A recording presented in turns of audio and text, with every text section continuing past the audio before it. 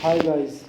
आज मैं एक ऐसी गेम के बारे में बात करना जा रहा हूँ जो पूरे ऑल ओवर द वर्ल्ड में फेमस है। आई थिंक फुटबॉल के बाद वो दूसरे नंबर पर गेम्स आती है इन टर्म ऑफ व्यूवरशिप। तो उस गेम का नाम है क्रिकेट। आई थिंक इंडिया में क्रिकेट को एक तरह का रिलीजन माना जाता है। हर एक यानी छोटा से छोटा लेकर और बड़े से बड़ा एज वाला बंदा, यानी अगर हम बात करें एज की टर्म में तो 5 साल का बच्चा और 80 साल का बूढ़ा भी इस गेम को देखते हैं इंडिया में। तो ये गेम इंडिया में इतनी फेमस कैसे हुई, इसके पीछे क्या लॉजिक है, क्यों इतनी इससे जो बहुत सारी गेम है वो इतनी फेमस क्यों नहीं हुई, क्रिकेट ही क्यों इतनी फेमस हुई, इसके पीछे क्या लॉजिक है। तो आज मैं इसके बारे में पूरी कंप्लीट बात करने जा रहा हूँ। इसका इंडिया में ओरिजिन कैसे हुआ, ये कैसे इसका इतना इफेक्ट कैसे पड़ा इंडिया में। तो आज मैं इसका पूरे डिटेल से बात करूंगा। तो सबसे पहले जो क्रिकेट शुरू हुआ था ये इंग्लैंड में शुरू हुआ था। इंग्लैंड में ये ऐसे शुरू हुआ था कि फैक्ट्री में जो काम करने वाले मजदूर होते हैं वो खेलते थे। तो सबसे पहले जो इन्वेंशन जो डिस्कवरी की थी क्रिकेट की, वो एक तरह का कह सकते हैं लेबर्स ने डिस्कवरी की थी क्रिकेट की। क्योंकि जो जब लेबर्स फैक्ट्री में काम करते थे तो अपने स्पेयर टाइम में, अपने खाली टाइम में वो क्या करते थे, वो क्रिकेट खेलते थे। तो बाद में जब देखा इन्होंने कि जब बाद में अमीर लोगों ने देखा कि ये बड़ा प्लीजर अपने स्पेयर टाइम में बड़ा आनंद लेते हैं, इस गेम का बड़ा प्लीजर लेते हैं, तो अमीर लोगों ने अपने फ़ायदे अपने स्पेयर टाइम में अब अमीर लोग इसको खेलने लगे। लेकिन अमीर लोग अब इसको इस तरह खेलने लगे कि वो बॉलिंग नहीं करने लगे शुरुआत में, वो सिर्फ बैटिंग करने लगे। और वो इवन यहाँ तक वो करने लगे कि वो बॉलर्स खरीदने लगे, यानी जो मजदूर होते थे वो बॉलिंग करते थे और जो अमीर लोग होते थे वो अपनी प्लेजर के लिए बैटिंग करते थे सिर्फ।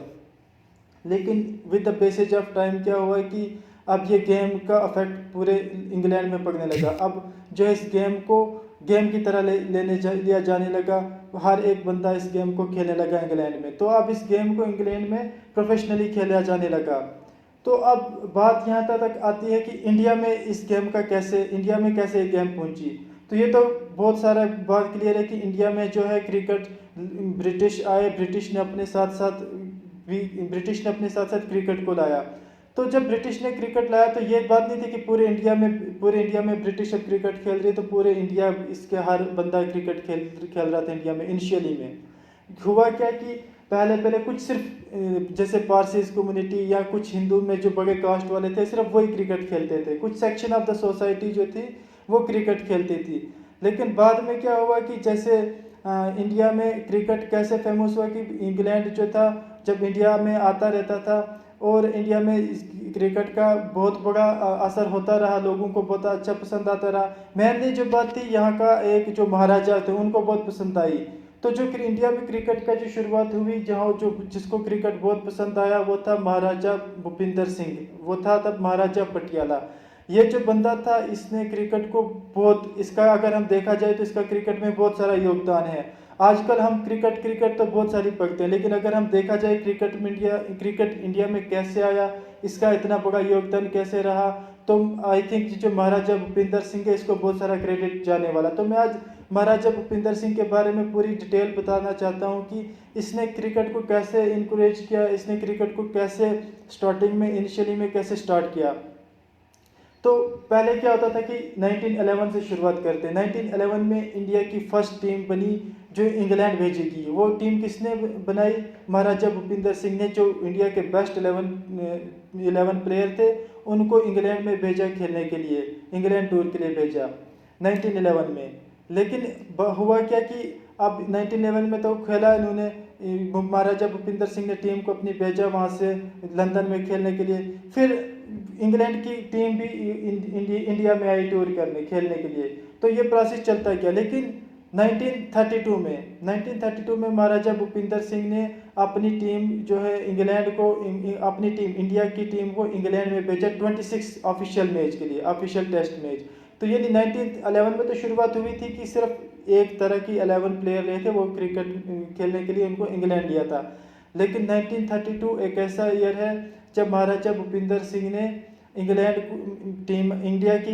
में टीम भेजी। वो इसलिए भेजी कि 26 ऑफिशियल टेस्ट मैच खेलना था। और ये वही साल था 1932 जब पहला ऑफिशियल टेस्ट मैच भी खेला गया था। बाकी फर्स्ट क्लास मैच हुए थे जो एक ऑफिशियल टेस्ट मैच खेला गया था वो 1932 में खेला गया था, इंडिया ने खेला था अगेंस्ट इंग्लैंड के अगेंस्ट। तो अभी तक इंडिया जो था मैच तो खेल रही थी लेकिन कोई मैच अभी तक नहीं जीत पाई थी इंडिया। फिर बाद में क्या हुआ कि 1932 के बाद से लेकर 1952 तक इंडिया मैच तो कंटिन्यू खेलती रही, लेकिन अभी तक इंडिया के रिकॉर्ड में कोई एक मैच भी ऐसा नहीं आया जो इंडिया के रिकॉर्ड में जो इंडिया ने जीता, कोई ऐसा मैच ना कोई ऐसी सीरीज आई। 1952 यानी लगभग 1952 एक ऐसा ईयर है जब इंडिया ने पहला टेस्ट मैच यानी पहला टेस्ट मैच अगेंस्ट इंग्लैंड के अगेंस्ट जीता 1952। यानी इंडिया को पहला मैच जीतने के लिए 20 साल लग गए। तो वो मैच कहाँ जीता? इंग्लैंड में, अगेंस्ट इंग्लैंड के अगेंस्ट जीता और इंग्लैंड में ही जीता। तो इस तरह पहले टेस्ट मैच की पहला इंडिया ने जो मैच जीता वो अगेंस्ट इंग्लैंड के अगेंस्ट जीता। तो अब बात यह आती है कि और जब महाराजा भूपिंदर सिंह ने 1952 में जब महाराजा भूपिंदर सिंह ने 1932 में महाराजा भूपिंदर सिंह ने अपनी टीम भेजी थी इंग्लैंड टेस्ट खेलने के लिए, तो उस टाइम महाराजा भूपिंदर सिंह ने 50,000 रुपये इन्वेस्ट किए थे अपनी टीम के लिए। तो आज हम यहाँ से लगा सकते हैं कि मतलब अगर 1932 में महाराजा भूपिंदर सिंह ने 50,000 रुपये का तब खर्चे थे, तो आज के तो वो बिलियंस में पैसे जाते हैं कि कितना पैसा लगाया था महाराजा भूपिंदर सिंह ने इस मैच को खेलने के लिए, 26 मैच को खेलने के लिए, जिसमें से एक ऑफिशियल टेस्ट मैच भी था। तो बात है यहाँ तक आती है कि 1952 तक इंडिया 1932 से 1952 तक इंडिया ने 20 ईयर लग के इंडिया को एक मैच जीतने के लिए। उसके बाद अभी भी इंडिया जो था स्ट्रगल कर रही थी, अभी भी इंडिया के पास उतने अच्छे प्लेयर नहीं थे कि वो बाहर जाके ओवरसीज जाके वो मैच जीत सके, या तो वो अपने होम में ही इंडिया मैच जीत सके। अब हुआ क्या, 1960 की बात है, इंडिया में बहुत सारे अच्छे अच्छे स्पिनर प्रोड्यूस होने लगे। इंडिया में अपने होम ग्राउंड पे इंडिया अच्छा खेलने लगी, जैसे बहुत सारे स्पिनर इंडिया में प्रोड्यूस हुए, जैसे चंद्रशेखर प्रसन्ना, बिशन, तो ऐसे जैसे बहुत सारे अच्छे क्वार्टेट, बहुत सारे अच्छे स्पिनर प्रोड्यूस होने लगे। अब सेलेक्टर को ये समझ नहीं आने लगी किसको इन किया जाए और किसको आउट किया जाए, यानी लेकिन वो जो स्पिनर थे वो खाली इंडिया में ही उनका इफेक्टिव था, बाहर उनका कोई इतना बड़ा रोल नहीं था ओवरसीज में। लेकिन with the passage of time हुआ क्या कि अब इंडिया जो है वो इम्प्रूवमेंट लाने लगी। तो 1967 और 1968 ये एक ऐसा ईयर था इंडिया की हिस्ट्री में कि जब इंडिया ने पहली बार कोई टेस्ट सीरीज ओवरसीज जाके जीती, बाहर जाके जीती। तो वो जो पहली टेस्ट सीरीज इंडिया ने अपने घर से बाहर जाकर जीती वो 1967-68 में अगेंस्ट न्यूजीलैंड के अगेंस्ट जीती थी, न्यूजीलैंड में। तो अब यहाँ से इंडिया का जो है थोड़ा बहुत रिकॉर्ड बन गया कि इंडिया ने बाहर जाकर भी मैच जीते, एक ऑफिशियल एक टेस्ट मैच भी जीता अगेंस्ट इंग्लैंड का। तो इंडिया का थोड़ा सा रिकॉर्ड अब बनने यहाँ से इंडिया का रिकॉर्ड बनने शुरू हो गया। फिर उसके बाद अगेंस्ट पाकिस्तान के अगेंस्ट भी इंडिया ने टेस्ट सीरीज जीती। लेकिन अब बात यह आती थी कि इंडिया के पास स्पिनर तो बहुत सारे प्रोड्यूस हो गए थे, लेकिन इंडिया के पास ऑलराउंडर की कमी थी, इंडिया के पास बेस्ट बैट्समैन की कमी थी। अब 1970 एक ऐसा टाइम आया जब इंडिया ने एक बहुत बड़ा बैट्समैन प्रोड्यूस किया जिसका नाम सुनील गावस्कर को तो आज पूरी दुनिया जानती है। लेकिन अगर हम देखा जाए आज इंडिया में जितनी भी बैटिंग लाइनअप है वो इतनी क्यों एमर्ज हो रही है, तो आई थिंक सुनील गावस्कर जो है वो बहुत सारे लोगों का इंस्पिरेशन है, बहुत सारे बैट्समैनों का इंस्पिरेशन है। जैसे आज सचिन तेंदुलकर अगर हमारे पास है, विराट कोहली अगर आज हमारे पास हैं, बहुत सारे जितने भी बैट्समैन आज इंडिया को बोलते हैं कि ये बैट्समैन की फैक्ट्री है, तो ये सारा credit I think Sunil Gavaskar को जाना चाहिए। जबकि उस ज़माने में हम ये सोच सकते हैं कि उस ज़माने में सुनील गावस्कर ने कितना हार्डशिप किया होगा कि अपनी बैटिंग के स्किल को इम्प्रूव करने के लिए, जबकि उतनी कोचिंग नहीं थी, उतना कोई कोचिंग का स्टाफ नहीं होता था, कुछ नहीं होता था, तो तब भी उन्होंने अपने लेवल को कितना बढ़ाया। आज भी सुनील गावस्कर की स्किल की बहुत बड़ी तारीफ की जाती है। बहुत सारे जितने भी एक्स प्लेयर हैं जो रिटायरमेंट, वो भी बहुत सारे सुनील गावस्कर की बहुत सारी तारीफ करते हैं। तो सुनील गावस्कर 1970 में आया तो उन्होंने बहुत सारी बैटिंग में बड़ी, यानी इंडिया की बैटिंग की रीढ़ की हड्डी कहा जाने लगा उनको 1970 में। अब उसके बाद इंडिया के पास ऑलराउंडर की कमी थी। अब इंडिया में एक ज़बरदस्त ऑलराउंडर प्रोड्यूस हुआ, कपिल देव। बॉलिंग में, बैटिंग में उन्होंने अपना चमत्कार पूरे वर्ल्ड में चमका दिया था। यहाँ से जब अब हमारे पास इंडिया की टीम अब थोड़ा बहुत कम्पीट करने लगी, जैसे वेस्ट इंडीज़ के साथ, इंग्लैंड के साथ, न्यूजीलैंड के साथ। अब हम हमारी टीम, इंडिया की टीम अब 1970 के बाद थोड़ा बहुत कम्पीट करने लगी। फिर जाके अब क्या हुआ कि 1983 में वर्ल्ड कप था। 1983 में वर्ल्ड कप आया। वेस्ट इंडीज़ उस टाइम की बहुत मानी तानी टीम थी, 2 टाइम उन्होंने वर्ल्ड कप जीता हुआ था और डिफेंडिंग चैंपियन थी 1983 में। तो 1983 में इंडिया ने वेस्ट इंडीज़ को हराया था, डिफीट किया था। 25 जून एक ऐसी डेट है जब पूरी इंडिया की क्रिकेट हिस्ट्री में याद रखी जाएगी। 25 जून 1983 को इंडिया ने वेस्ट इंडीज़ को हराया था और कपिल देव जो थे, उस कपिल देव का उस टाइम, वो सुनील गावस्कर का उस टाइम मेन रोल था। अब बात क्या आती है कि 1983 में इंडिया ने वर्ल्ड कप जीता। अब इंडिया में क्रिकेट का थोड़ा बहुत क्रेज़ बढ़ गया, क्योंकि अब देखा जाए कि किसी भी चीज़ कोई भी चीज़ अगर दुनिया में फेमस होती है तो वो सीधी सीधी बात अचीवमेंट पे जाती है। अगर आप देखो कोई भी चीज़, मैं खाली क्रिकेट की बात नहीं करता, कोई भी गेम ले लो, कोई भी स्पोर्ट्स ले लो, दुनिया का कोई भी फील्ड ले लो, अगर आप में अचीवमेंट आती है तो आपको कॉन्फिडेंस बढ़ता है, वो चीज़ ज़्यादा फेमस होती है। अब हम हॉकी की बात करते हैं तो हॉकी क्यों नहीं इतना फेमस हुआ? जब इंडिया हॉकी के मेडल 1928 से 56 तक, जब इंडिया कंटिन्यू हॉकी के मेडल्स, गोल्ड मेडल जीत रही थी, तब हॉकी बहुत फेमस था इंडिया में। लेकिन जो ही इंडिया की अचीवमेंट हॉकी में कम होने लगी, तो हॉकी की जो थी क्रेज़ वो कम होने लगा, हॉकी को लोग कम देखने लगे। इसी तरह जब 1983 का वर्ल्ड कप इंडिया ने जीता तो इंडिया में क्रिकेट की व्यूवरशिप बढ़ गई। इंडिया में लोग अब क्रिकेट की बात करने लगे, सब गेमों को भूल गए। अब बात यह थी कि हॉकी का क्रेज़ इतना कम कैसे हो गया?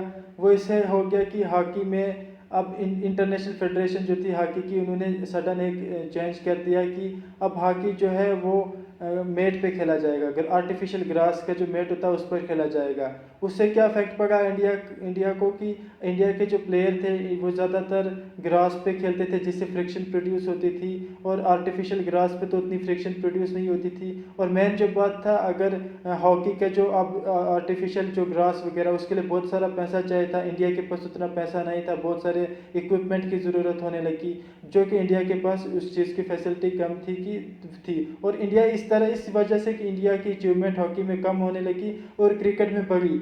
और जब क्रिकेट में बढ़ी, 1983 का वर्ल्ड कप जब जीता, ये बहुत इंडिया के लिए बहुत बड़ी अचीवमेंट हुई।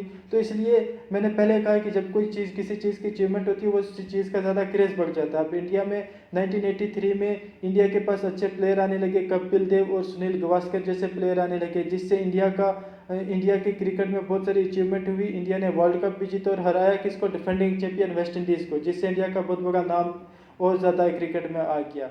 अब इंडिया में 1983 के बाद, यानी 1989, ठीक 6 साल के बाद वर्ल्ड कप जीतने के बाद, इंडिया में एक ऐसा प्लेयर एमर्ज हुआ, सचिन तेंदुलकर जिसका नाम था। अगर इंडिया में क्रिकेट रिलीजन है तो सचिन तेंदुलकर को भगवान कहा जाता है क्रिकेट का। यानी अगर हम देखा जाए तो जो क्रिकेट 1983 में अगर वर्ल्ड कप जीता, उसके बाद अगर हम देखा जाए तो व्यूवरशिप का, यानी स्पॉन्सरशिप कैसे आई इंडिया के पास। अगर इंडिया बीसीसीआई अगर रिच बोर्ड बना तो वो कैसे बना? तो उसमें आई थिंक 60-70% जो है वो सचिन तेंदुलकर का रोल रहा है। सचिन तेंदुलकर ने अपने कंट्री के लिए तो खेला ही खेला ना, अपना नाम तो कमाया, साथ साथ में उन्होंने ऐसे रिकॉर्ड बनाए जिससे इंडिया को बहुत बड़ा फ़ायदा हुआ, बीसीसीआई को फ़ायदा हुआ। इवन के बहुत सारे बाहर के लोग वो क्रिकेट को सचिन की वजह से जानते हैं, जैसे बिल गेट्स आ गया, ओबामा, ये कहते हैं कि हम क्रिकेट को सचिन की वजह से देखते हैं। जिस तरह फुटबॉल में रोनाल्डो और मेसी की वजह से बहुत सारे लोग फुटबॉल देखते हैं, इसी तरह अगर हम क्रिकेट की बात की जाए तो 1989 के बाद अब क्रिकेट को अगर कुछ लोग देखने लगे और क्रिकेट की व्यूवरशिप अगर इंक्रीज़ हुई तो वो सचिन की वजह से इंक्रीज़ हुई। इसीलिए इंडिया में सचिन, क्रिकेट को अगर लीजेंड कहा जाता है तो सचिन जो है वो क्रिकेट के भगवान कहा जाता है सचिन को। अब 1989 के बाद 1990 में एक ऐसा बॉलर प्रोड्यूस हुआ, अनिल कुंबले ने बहुत अपनी स्पिन की वजह से पूरी दुनिया में अपना जलवा दिखाया। उन्होंने अपनी ना ही तो खाली इंडिया में नहीं बल्कि ओवरसीज़ में भी उन्होंने अपनी स्पिन का जलवा दिखाया। अब 1989 के में जब सचिन आ गया, उसके बाद 1990 में अनिल कुंबले, फिर उसके बाद राहुल द्रविड़, फिर उसके बाद सौरव गंगोली, वीवीएस लक्ष्मण, इरफान पठान, एमएस धोनी, विराट कोहली, ये सारे प्लेयर आए। इन्होंने क्रिकेट में बहुत सारा नाम कमाया, इन्होंने क्रिकेट को इतना ज़्यादा एमर्ज किया, इन्होंने बहुत सारी ट्रॉफियाँ इंडिया को जिताई, इंडिया को इस मुकाम तक ले जाए कि इंडिया को क्रिकेट के नज़र, इंडिया को अगर क्रिकेट देखा जाए फेमस, तो इन प्लेयरों ने भी बहुत सारी अचीवमेंट की है। उसके बाद अचीवमेंट करते रहे, क्योंकि मैंने पहले कहा कि कोई भी चीज़ फेमस अचीवमेंट से होती है। तो उसके बाद अचीवमेंट जो अगर आती रही, तो इन प्लेयरों का बहुत सारा योगदान रहा। युवराज सिंह, इन प्लेयरों का बहुत सारा योगदान है क्रिकेट में।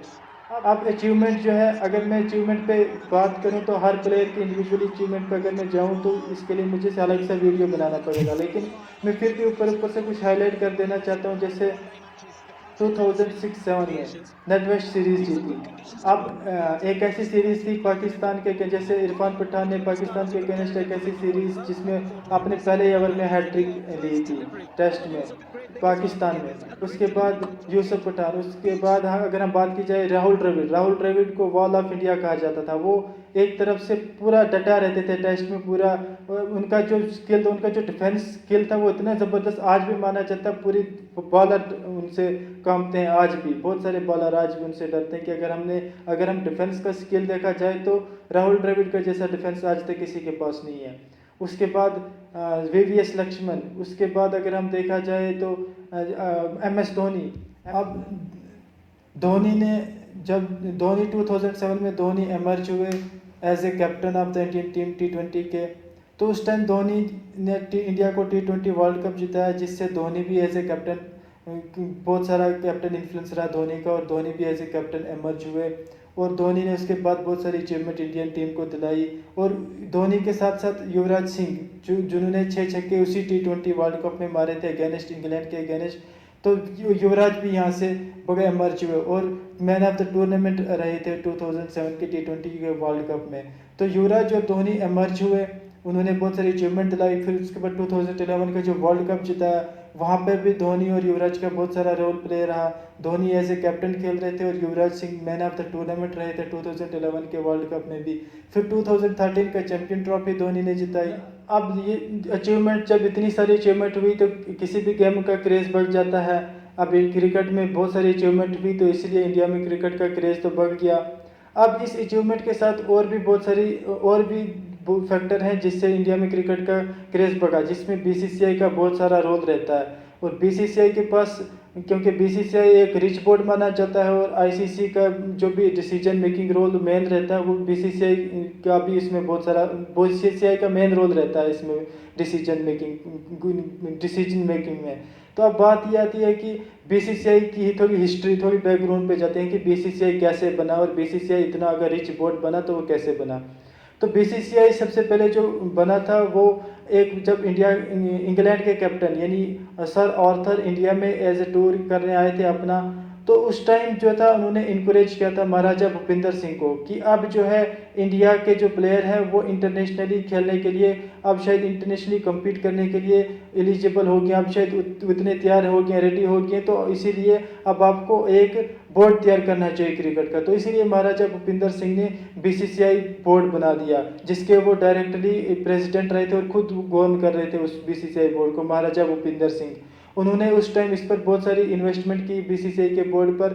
उसके अब बात यह हुई कि 1983 के वर्ल्ड कप के बाद, सचिन के एमर्ज होने के बाद व्यूवरशिप तो इंक्रीज हुई, लेकिन अब इसके साथ साथ और क्या होने लगा व्यूवरशिप में। BCCI जो था वो एक बोर्ड कैसे, रिच बोर्ड कैसे बना, सचिन की व्यूवरशिप होने के बाद साथ साथ में अब स्पॉन्सरशिप आने शुरू होगी। जैसे विल्स, जो इंडिया की आइकॉनिक जर्सी मानी जाती है, वो भी अब स्पॉन्सरशिप करने लगी इंडिया की टीम को। अब इस पर डायरेक्टली जब स्पॉन्सरशिप आने लगी, जैसे विल्स ने स्पॉन्सरशिप की इंडिया की जर्सी को, तो इससे डायरेक्टली इफेक्ट टेलीकास्टिंग सिस्टम पे आया। अब टेलीकास्टिंग सिस्टम क्या होता था, 1991 तक जो था वो BCCI दूरदर्शन को पे करता था टेलीकास्ट करने के, 5 लाख देता था टेलीकास्ट करने के लिए। लेकिन बाद में क्या हुआ, 1993 में बहुत सारी कंपनियों ने देखा कि यहाँ से बहुत सारा फ़ायदा हो रहा है, बहुत सारी स्पॉन्सरशिप आ रही है, तो अब बहुत सारी प्राइवेट कंपनी ने, जैसे 1993 में TWI नाम की एक कंपनी थी, उसने अब BCCI को कहा कि हम आपको पे करते हैं। अब BCCI नहीं पे करने लगा, अब BCCI को कंपनियां पे करने लगी मैच टेलीकास्ट करने के लिए। बहुत सारी कंपनियों का ऑफर आने लगे, बड़ी सारी स्पॉन्सरशिप आने लगी, तो इधर से बहुत सारा रेवेन्यू जनरेट होने लगा। जब रेवेन्यू जनरेट होने लगा तो BCCI रिच गवर्निंग बॉडी बन गई। तो इस तरह ये सारा सिस्टम जो है बीसीसीआई एक रिच बोर्ड बनने लगा, और जब बीसीसीआई के पास पैसा आने लगा, बीसीसीआई अपना पैसा इन्वेस्ट करने लगा, और इसी तरह जो है बीसीसीआई जो है मेन जो डिसीजन मेकिंग बॉडी बन गई आईसीसी का।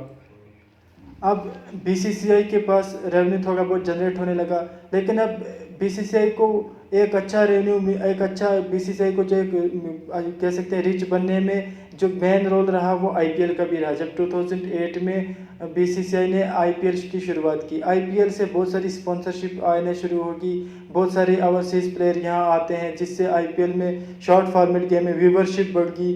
तो बहुत सारी टेलीकास्ट कंपनियां जो है वो कॉन्ट्रैक्ट करने शुरू होगी, जहाँ से बीसीसीआई के पास बहुत सारा पैसा बना और बीसीसीआई जो है सबसे रिच बोर्ड बन गया वर्ल्ड का। अब बात यह थी कि अब आईपीएल शुरू हो गया और इंडिया जो है इन बीसीसीआई जो है सबसे रिच बोर्ड तो बन गया। अब बात यह थी कि इंडिया में क्रिकेट और भी कुछ फैक्टर हैं, खाली ये नहीं है, और भी बहुत सारे फैक्टर हैं कि इंडिया जो है वो क्रिकेट कैसे फेमस है इंडिया में। इसके जो मेन जो और भी बहुत सारे जो फैक्टर हैं, मेन जो फैक्टर हैं वो ये कि क्रिकेट एक बहुत ईजिली अवेलेबल गेम है। अगर हम इसको इसमें शक नहीं कि प्रोफेशनल में हमारे को पूरे 11 प्लेयर चाहिए एक टीम के लिए, पूरी प्रॉपर किट चाहिए, ग्राउंड चाहिए, फैसिलिटी चाहिए। लेकिन अगर हम देखा जाए, अगर हम अपने प्लेजर के लिए तो अपने आराम से अपने घर में भी हम खेल लेते हैं क्रिकेट। हमने देखा होगा कि बहुत सारे लोग जो अपने घरों में, जैसे लॉकडाउन में बहुत सारे सेलिब्रिटी, बहुत सारे लोग वीडियो देखते थे, हम अपने घर में अपनी पार्किंग में एक बैट और एक सिंपल बॉल जो होता है प्लास्टिक का बॉल का, उसको बॉल होता है, बहुत सारे ऐसे बॉल भी बहुत सारे टाइप के होते हैं जो इजीली अवेलेबल होते हैं, और अगर हम उनसे खेलें तो उनसे हमारे को कोई इंजरी वगैरह का कोई चांस नहीं होते हैं। तो ये इजीली अवेलेबल है। एक बैट चाहिए, एक बॉल चाहिए, सिंपल सा बैट, सिंपल सा बॉल चाहिए, और उसके बाद 2 बंदे हों तो सुबह से शाम तक खेल सकते हैं अपने पार्किंग में। वो कोई ज़रूरत नहीं आपको इधर उधर जाने की। अब ये बात आ गई कि अब इंडिया में जो है वो क्रिकेट का इतना तो पता लग गया कि फेमस कैसे होगी, क्योंकि इजीली अवेलेबल है, 2 बंदे आराम से खेल सकते हैं। अगर इन चांस अगर बैट नहीं आपके पास तो आप अपना देसी जुगाड़ करके अपना फट्टी से भी बैट बना सकते हो। फट्टी से आपने देखा होगा गांव में लकड़ी के खुद बैट बनाते हैं, खुद फट्टी से बैट बनाते हैं, और बॉल भी बना देते हैं अपनी से कपड़ों वपड़ों से सीवी के बॉल बनाकर, उससे आराम से खेला जा सकता है। तो यानी क्रिकेट बहुत इजीली अवेलेबल गेम है। प्रोफेशनल के अलावा अगर हम देखें तो आराम से अपने प्लेजर के लिए, अपने मज़े के लिए आराम से खेल सकते हैं। अगर हम कंपेयर किया जाए हॉकी की गेम को, हॉकी की गेम में क्या होता है कि अगर आपको 11 स्टिक्स चाहिए, उसके बाद स्टिक्स भी अच्छी खासी चाहिए, और दूसरा बॉल भी उसमें हम लगा नहीं सकते, बॉल भी बहुत हार्ड होता है वो तो पार्किंग में हम खेल नहीं सकते हैं। उसके बाद और भी बहुत सारी, और जैसे दूसरी फुटबॉल की गेम है, फुटबॉल की गेम के लिए आपको बहुत सारी किट चाहिए, बहुत सारा सामान चाहिए, उसके बाद बॉल भी बहुत बड़ा चाहिए, जो कि हम पार्किंग में उसको हम यूज़ नहीं कर सकते हैं। उसके बाद जो है और मेन जो बात है, फुटबॉल जो इंडिया के प्लेयर जो फुटबॉल है वो नंगे पाँव से खेलते थे पहले, और बाद में 50 के वर्ल्ड कप के बाद क्या हुआ कि फुटबॉल जो नंगे पाँव से नहीं खेल सकते थे, तो इसलिए इंडिया ने जो है फुटबॉल की टीम जो है विड्रॉ की थी वर्ल्ड कप से, 1950 के फीफा वर्ल्ड कप जो था। तो इसीलिए क्रिकेट जो है इंडिया में और भी ज़्यादा फेमस इसलिए होगी। आजकल हम देखते हैं कि इंडिया में हर गली में, हर जगह पे क्रिकेट सुबह से शाम तक लगा होता है। तो रीज़न यही है कि मतलब इजीली अवेलेबल है, रोड पे खेलो, घर पे खेलो, कहीं भी खेल सकते हो। सिर्फ एक बॉल और एक बैट और 2 बंदों की ज़रूरत होती है, और अपना आराम से मज़े से अपना प्लेजर, अपने कंफर्ट के लिए खेल सकते हैं। अगर हम प्रोफेशनली नहीं भी खेलें इसको तो इस आई थिंक ये भी एक रीज़न है कि इंडिया में क्रिकेट का क्रेज़ बढ़ गया बाकी स्पोर्ट्स के कंपैरिजन में। तो आज की वीडियो में यहीं ख़त्म करता हूँ। अगर आपको ये वीडियो पसंद आए, आप इस वीडियो को लाइक और इस यूट्यूब चैनल को सब्सक्राइब ज़रूर करें।